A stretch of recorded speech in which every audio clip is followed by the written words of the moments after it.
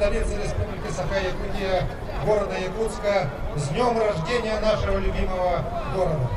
В прошлом году мы достигли рекордного уровня ввода жилья. 325 тысяч квадратных метров жилья. В нашем городе уже родилось 9 детей. 6 мальчиков и 3 девочек. С днем рождения, Якутск! Якутская кора Патагар, Уруй, Айхалболман! И сегодня, конечно, бы хотелось пожелать нам всем счастья, успехов, здоровья. И если будет счастье и успех у жителей города, конечно, будет счастье и успех и у нашего города Якутска. Я всегда говорю, что город Якутск создали и развивают люди труда, люди, которые не боятся никаких трудностей, ни природных, ни экономических, ни социальных. Люди, которые привыкли работать, полагаться на себя и идти вперед.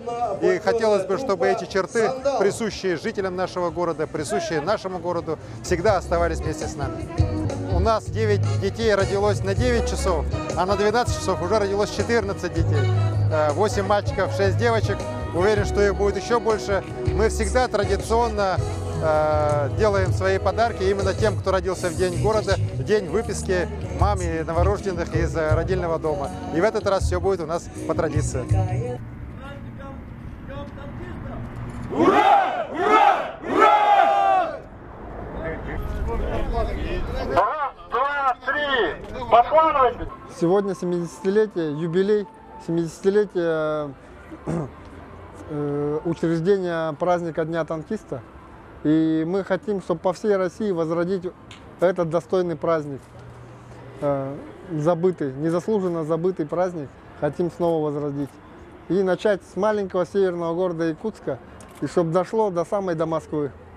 Всем, кто служил в танковых войсках, я желаю удачи, крепкого здоровья.